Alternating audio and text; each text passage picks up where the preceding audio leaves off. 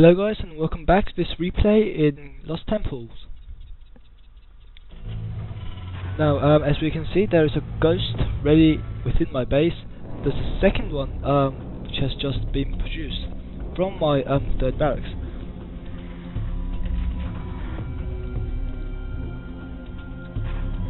Now, these Reapers and these Marauders are on the move, along with the Protoss army. Now it seems these Reapers are moving towards my base, which is never good news.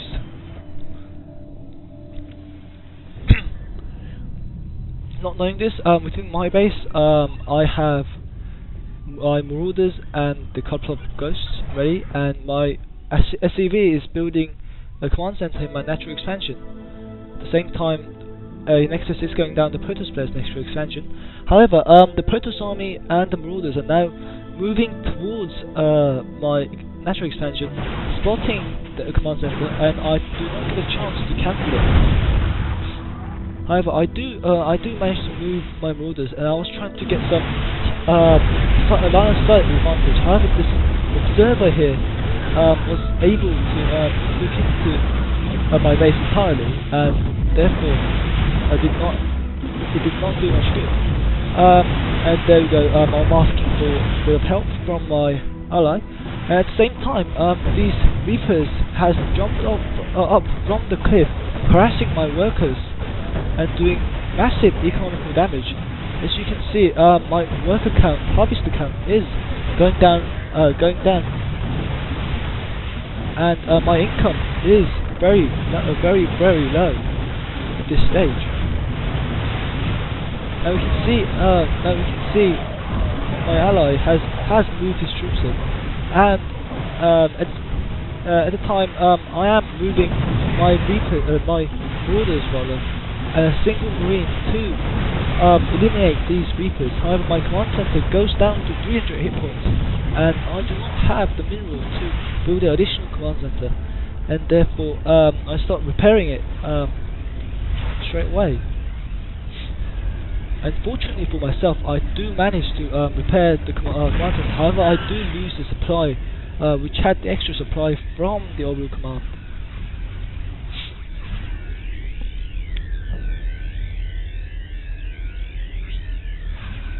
Looking at units lost, I have lost 35 units. Majority of it, about 20 something units of it, is SCVs. However, the Protoss player has lost his entire force, and has lost more army in resource-wise than I have at this stage.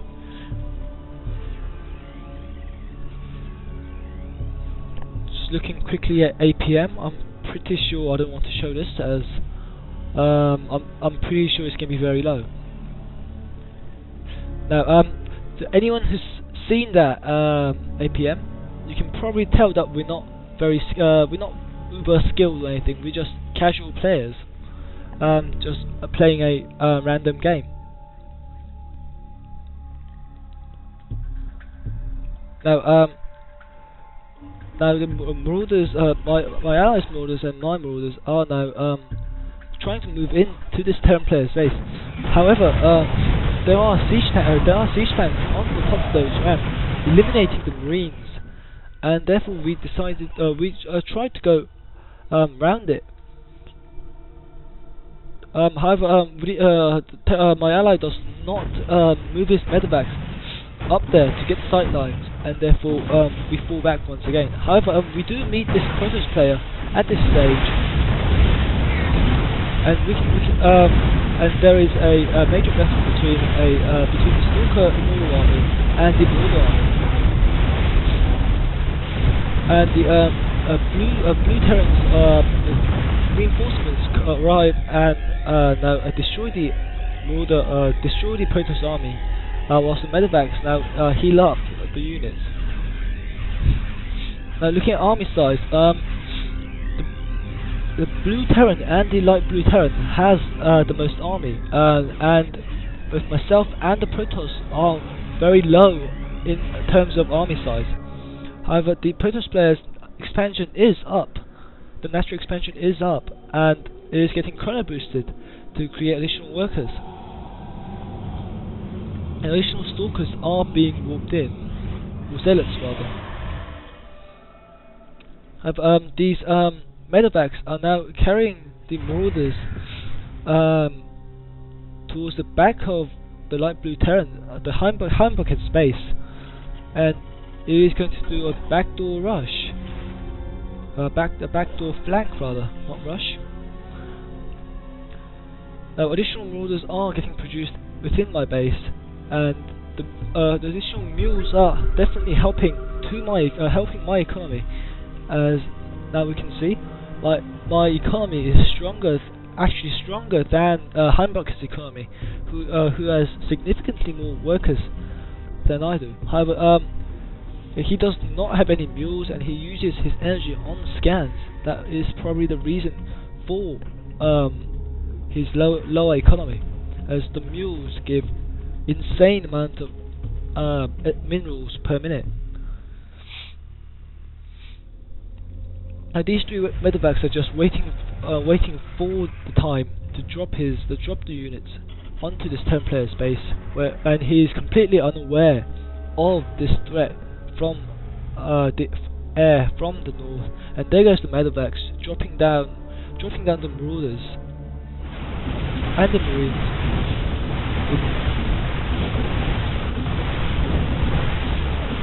At this stage, the Terran player does move his troops. However, he does not move the siege tanks for a reason.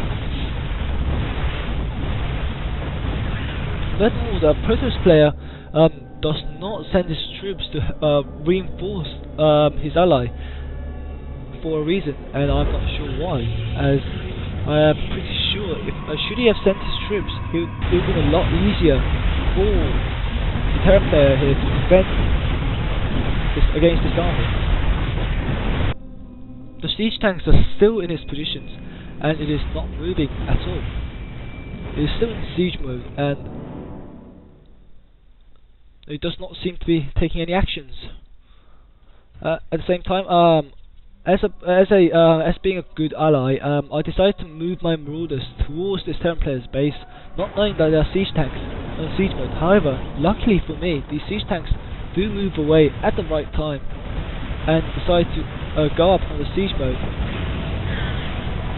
and try to destroy those marine marauder armies, who is now completely destroyed the Terran base.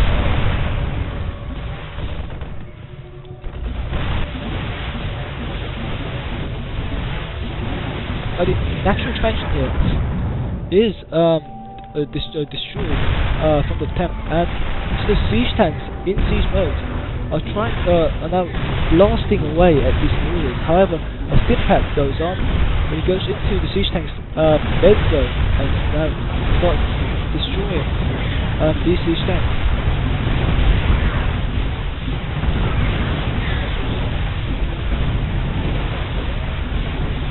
Unfortunately for this player, he does not have enough troops to defend his base, and now he does lift his buildings up eventually.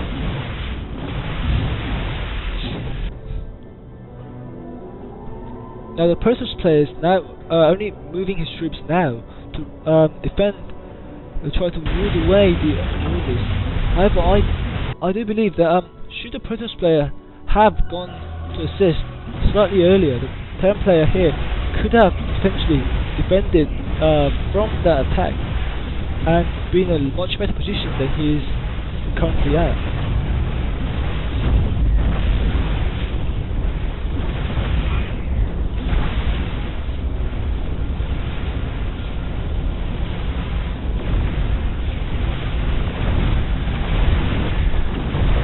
Now the blue Terrans, medevacs and marauders do get taken down by these. The medevacs do manage to escape, but all the ground infantry does get taken down by this army of Protoss. And now the Terran player has lifted all his buildings and are now building a command center down here next to the Protoss player's base. And that is the end of part 2. Stay tuned for part 3 of this replay in Lost Temples. Thanks for watching.